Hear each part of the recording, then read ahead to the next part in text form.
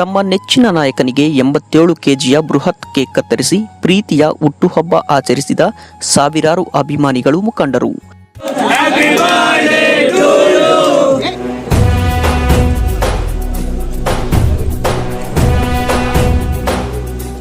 ಜಿಲ್ಲಾ ಪಂಚಾಯಿತಿ ಮಾಜಿ ಅಧ್ಯಕ್ಷರು, ತಾಲೂಕು ಒಕ್ಕಲಿಗರ ಸಂಘದ ಅಧ್ಯಕ್ಷರಾದ PN ಕೇಶವರೆಡ್ಡಿರವರ 87ನೇ ಹುಟ್ಟುಹಬ್ಬದ ಪ್ರಯುಕ್ತ ಅವರ ಅಭಿಮಾನಿಗಳು, ಬಿಜೆಪಿ ಮುಖಂಡರು ಸೇರಿದಂತೆ ಸಾವಿರಾರು ಬೆಂಬಲಿಗರ ಜೊತೆಗೂಡಿ ಚಿಕ್ಕಬಳ್ಳಾಪುರ ತಾಲೂಕಿನ ಚಿಕ್ಕಪೈಲಗುರ್ಕಿಯಲ್ಲಿರುವ ತಮ್ಮ ಮನೆ ದೇವರಾದ ಶ್ರೀ ಚೆನ್ನಕೇಶವ ಸ್ವಾಮಿ ದೇವಾಲಯದಲ್ಲಿ ದೇವರಿಗೆ ವಿಶೇಷ ಪೂಜೆ ಸಲ್ಲಿಸಿದರು. ಜಿಲ್ಲೆಯ ವಿವಿಧ ಕಡೆಗಳಿಂದ ಆಗಮಿಸಿದ್ದ ಸಾವಿರಾರು ಬೆಂಬಲಿಗರು, ಮುಖಂಡರು ಹಾರ ತುರಾಯಿ ಹಾಕಿ ಕೇಕ್ ಕತ್ತರಿಸಿ ತಮ್ಮ ನೆಚ್ಚಿನ ನಾಯಕನಿಗೆ ಹುಟ್ಟುಹಬ್ಬದ ಶುಭ ಕೋರಿ ಅಭಿಮಾನ ಮೆರೆದರು. ನಂತರ ಪೆರೇಸಂದ್ರದ ಅವರ ಮನೆ ಬಳಿ ಜಮಾಯಿಸಿದ ಸಾವಿರಾರು ಅಭಿಮಾನಿಗಳು, ಮುಖಂಡರು ಹಾಗೂ ಬೆಂಬಲಿಗರು 87 ಕೆಜಿ ತೂಕದ ಬೃಹತ್ ಕೇಕ್ ಕತ್ತರಿಸಿ PN ಕೇಶವರೆಡ್ಡಿರವರಿಗೆ 87ನೇ ವರ್ಷದ ಹುಟ್ಟುಹಬ್ಬವನ್ನು ಪ್ರೀತಿಯಿಂದ ಆಚರಿಸಿದರು. ಜನ್ಮದಿನ ಎನ್ನುವುದು ವ್ಯಕ್ತಿಯೊಬ್ಬರು ನಡೆದು ಬಂದ ದಾರಿಯ ಮೆಲುಕು ಹಾಕುವುದಾಗಿದೆ. ಹುಟ್ಟುಹಬ್ಬದ ನೆಪದಲ್ಲಿಯಾದರೂ ಹಿಂದೆ ಆದ ಕಹಿ ಘಟನೆಗಳನ್ನು ಮರೆತು ಭವಿಷ್ಯಕ್ಕೆ ಬೇಕಾದ ಭದ್ರ ಬುನಾದಿ ಹಾಕಿಕೊಳ್ಳಲು ಉತ್ತಮವಾದ ವೇದಿಕೆಯಾಗಿರುತ್ತದೆ. PN ಕೇಶವರೆಡ್ಡಿರವರು ಮೂಲತಃ ಕೃಷಿಕರು. ನಂತರ ಶಿಕ್ಷಕರಾಗಿ ಸೇವೆಯಿಂದ ನಿವೃತ್ತರಾದ ಬಳಿಕ ಸಕ್ರಿಯವಾಗಿ ರಾಜಕಾರಣದಲ್ಲಿ ತೊಡಗಿಕೊಂಡು ಚಿಕ್ಕಬಳ್ಳಾಪುರ ಜಿಲ್ಲೆಯ ಸರ್ವತೋಮುಖ ಅಭಿವೃದ್ಧಿಗೆ ಶ್ರಮಿಸಿದ ಹಿರಿಯ ನಾಯಕರು.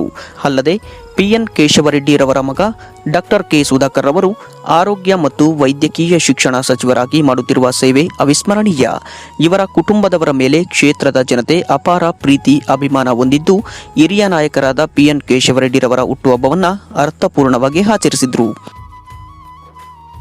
ಬಂದಿದ್ದು ಅಗ್ರಿಕಲ್ಚರ್ನಿಂದ ಟೀಚರ್ ಪೋಸ್ಟ್ ಬಂದು ಟೀಚರ್ ಪೋಸ್ಟ್ ಬಂದ ಮೇಲೆ ರಿಟೈರ್ಡ್ ಆದಮೇಲೆ ಸಕ್ರಿಯವಾಗಿ ರಾಜಕೀಯ ಮಾಡಿದ್ದೆ. ಅವಿಭಾಜ್ಯ ಜಿಲ್ಲೆಗಳಿಗೆ ಅಧ್ಯಕ್ಷನಾಗಿದ್ದೀನಿ, ಜಿಲ್ಲಾ ಪಂಚಾಯತ್ ಸ್ಟ್ಯಾಂಡಿಂಗ್ ಕಮಿಟಿ ಚೇರ್ಮನ್ ಮಾಡಿದ್ದೀನಿ.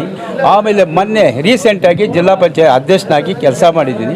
ಈ ಲೋಕಲ್ ಜನಕ್ಕೆ ಅಂದರೆ ಮಣಿಕಲ್ ಹೋಬಳಿ ಜನಕ್ಕೆ ನಾನು ಅಂದರೆ ಸುಮಾರು 30-40 ವರ್ಷದಿಂದ ಪರಿಚಯ ಇರೋನು, ರಾಜಕೀಯ ಮಾಡ್ಕೊಂಡು ಬಂದಿರೋನು. ಅದೇ ರೀತಿಯೇ ಅವ್ರಿಗೆಲ್ಲ ಸ್ಪಂದಿಸಿದ್ದೀನಿ. ಅವ್ರ ಕಷ್ಟ ಸುಖಗಳಿಗೆಲ್ಲ ಇದು ಮಾಡಿಸಿದ್ದು ಸ್ಪಂದಿಸಿ ಕೆಲಸಗಳು ಮಾಡಿಕೊಟ್ಟಿದ್ದೀನಿ. ಅದೇ ಪ್ರೀತಿ ಇವತ್ತು ನಮ್ಮ ಮಣಿಕಲ್ ಹೋಬಳಿ ಮತ್ತು ನಂದಿ ಕಂಪ್ಲೀಟ್ ನಮ್ಮ ಕ್ಷೇತ್ರ ಎಲ್ಲನೂ ಒಂದು ಅಭಿಮಾನ ಇಟ್ಕೊಂಡು ನನ್ನ ಮೇಲೆ ಇವತ್ತಿನ ದಿವಸ ಕೇಕ್ಗಳಂತೆ, ಆಹಾರಗಳಂತೆ ಪ್ರತಿಯೊಂದು ತಂದಾಗ್ತಾ ಇದ್ದಾರೆ. ನಾನು 40 ವರ್ಷದಿಂದ ಸಕ್ರಿಯವಾಗಿ ರಾಜಕೀಯ ಮಾಡಿ ಇಷ್ಟು. ಸರ್, ಈಗ ವಿಶೇಷವಾಗಿ ಈ ದಿನ 87 ಕೆಜಿ ತೂಕದ ಒಂದು ಕೇಕ್ ಅನ್ನ ಗಡ್ಡಂ ನಾಗರಾಜ್ ಅವರು ಗಮನ ಸೆಳೀತು. ಅದ್ರ ಬಗ್ಗೆ ಹೇಳಿ ಸರ್. ಏನಿಲ್ಲ, ಇವಾಗ ಅವನಿಗೆ ಮೊದಲಿನಿಂದ ನನ್ನ ಮೇಲೆ ಅಪಾರ ಪ್ರೀತಿ. ಅವನ ಅನುಯಾಯಿಗಳು ಬೇರೆ ಇದ್ದಾರೆ 3-4 ಜನ. ಮುದ್ಗಾನು ಅಂತೇಳಿ, ನವೀನ್ ಗಾನು ಅಂತೇಳಿ, ಗಡ್ಡ ನಾಗರಾಜ್ನ ಅಂತೇಳಿ, ಮನೋಹರ್ನ ಅಂತೇಳಿ, ಇವ್ರು 4-5 ಜನ ಸೇರಿಕೊಂಡು ಈ ರೀತಿ ಒಂದು ಅಭಿಮಾನಕ್ಕೆ ನನ್ನ ಮೇಲೆ ಭಾಳ ಪ್ರೀತಿ ಇರೋರು ಈಗ ಈ ರೀತಿ ಮಾಡ್ತಾರೆ. ಇಲ್ಲದೇ ಸುಮ್ಮನೆ ಹಲೋ ಅಂದು ಕೆಲವರು ಹೊಟ್ಟೋಗ್ತಾರೆ ಅಲ್ವಾ. ಅದರಿಂದ ಒಳ್ಳೆ ಕೇಕ್ ಮಾಡಿ 87 ಕೆಜಿ ನಾನು ವರ್ಷದ್ದು ಏನು ಇವತ್ತಿಗೆ 87ಕ್ಕೆ ಬೀಳ್ತೀನಲ್ಲ, 86 ಮುಗಿದು 87ರಲ್ಲಿ ಆಗಿದೆ. ಅದರಿಂದ ಅವ್ರು ಮಾಡಿದ್ದಾರೆ. ಏನೋ ಒಂದು ಹೆಸರಿಟ್ಕೊಂಡು ಏನೋ ಒಂದು ಅಭಿಮಾನ, ಇವ್ರಿಗೆ ಏನೇನೋ ಹೆಸರು ಇಡ್ತಾರೆ. ಆಯ್ತು ಅಂತೇಳಿ ತಮ್ಮ ಮುಖಂಡರಿಗೆ, ಅಭಿಮಾನಿಗಳಿಗೆ ಏನು ಹೇಳಿದ್ರು ಸರ್ ಈ ದಿನ?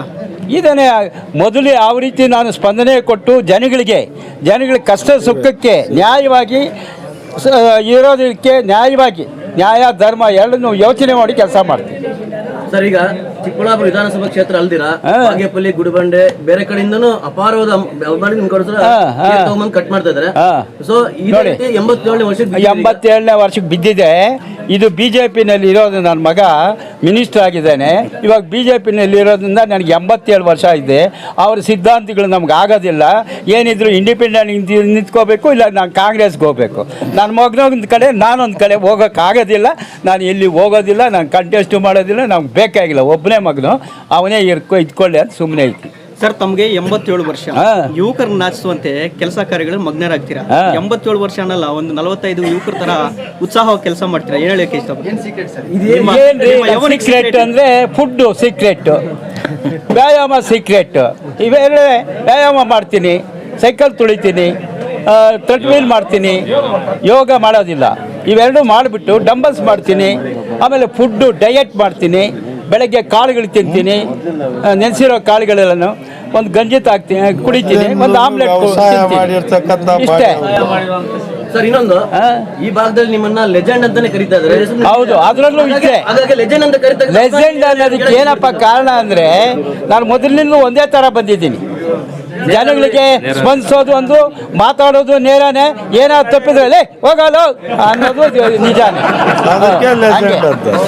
ಅದಕ್ಕೆ ಲೆಜೆಂಡ್ ಅನ್ನೋದು. ಈ ಸಂದರ್ಭದಲ್ಲಿ ಕೆವಿ ನಾಗರಾಜ್, ನಗರಸಭಾ ಅಧ್ಯಕ್ಷ ಆನಂದ ರೆಡ್ಡಿ ಬಾಬು, ಎಂಎಫ್ಸಿ ನಾರಾಯಣಸ್ವಾಮಿ, ಮಾಜಿ ಗ್ರಾಮ ಪಂಚಾಯಿತಿ ಅಧ್ಯಕ್ಷರಾದ ಚನ್ನಕೇಶವರೆಡ್ಡಿ, ಗಡ್ಡಂ ನಾಗರಾಜ್, ಯುವ ಮುಖಂಡರಾದ ಅರಿಸ್ತಳ ಗಿರೀಶ್, ಪಿಎಲ್ಡಿ ಬ್ಯಾಂಕ್ ಅಧ್ಯಕ್ಷ ನಾಗೇಶ್ ಸೇರಿದಂತೆ ಮತ್ತಿತರರು ಹಾಜರಿದ್ದರು.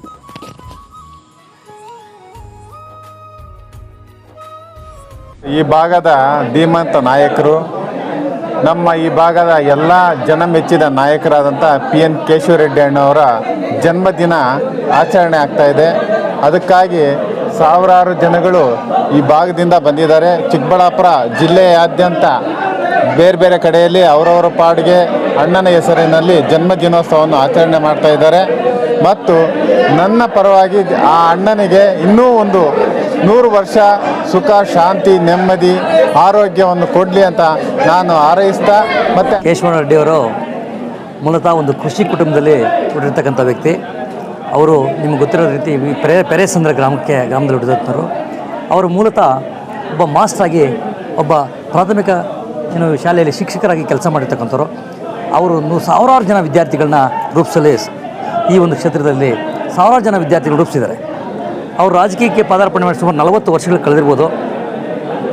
ಅವರಿವತ್ತು ಧೀಮಂತ ನಾಯಕರು. ಇವತ್ತು ಇಡೀ ನಮ್ಮ ತಾಲೂಕಲ್ಲಿ ಅಷ್ಟೇ ಅಲ್ಲ, ನಮ್ಮ ಜಿಲ್ಲೆಯಲ್ಲೆಲ್ಲರಿಗೂ ಗೊತ್ತು ಕೇಶವರೆಡ್ಡಿಯವರು. ಅವ್ರು ಯಾವ ರೀತಿ ಕೆಲಸ ಮಾಡ್ತಾರೆ ಅಂದರೆ, ಇವತ್ತು 40 ವರ್ಷದ ಹುಡುಗರ ಥರ ಅವರು ಉತ್ಸಾಹ ಕೆಲಸ ಮಾಡ್ತಾರೆ. ಅವತ್ತು 87ನೇ ವರ್ಷದ ಹುಟ್ಟುಹಬ್ಬನ ಆಚರಿಸ್ತಾ ಇದ್ದಾರೆ. ಅವರಿಗೆ ಪ್ರತಿ ತಾಲೂಕಲ್ಲಿ ಇರ್ತಕ್ಕಂಥ ಪ್ರತಿಯೊಂದು ಮನೆಯಲ್ಲೂ ಗೊತ್ತಿದೆ ಇವತ್ತು ಕೇಶವರೆಡ್ಡಿ ಹುಟ್ಟುಹಬ್ಬ ಇವತ್ತು ಅಂತ. ಅವರು ಪ್ರತಿ ಮನೆಯಲ್ಲೂ ಇವತ್ತು ತಿಳ್ಕೊತಾ ಇದ್ದಾರೆ. ಮಕ್ಕಳಾದಿಯಾಗಿ ದೊಡ್ಡವರಾದಿಯಾಗಿ ತಿಳ್ಕೊತಾ ಇದ್ದಾರೆ.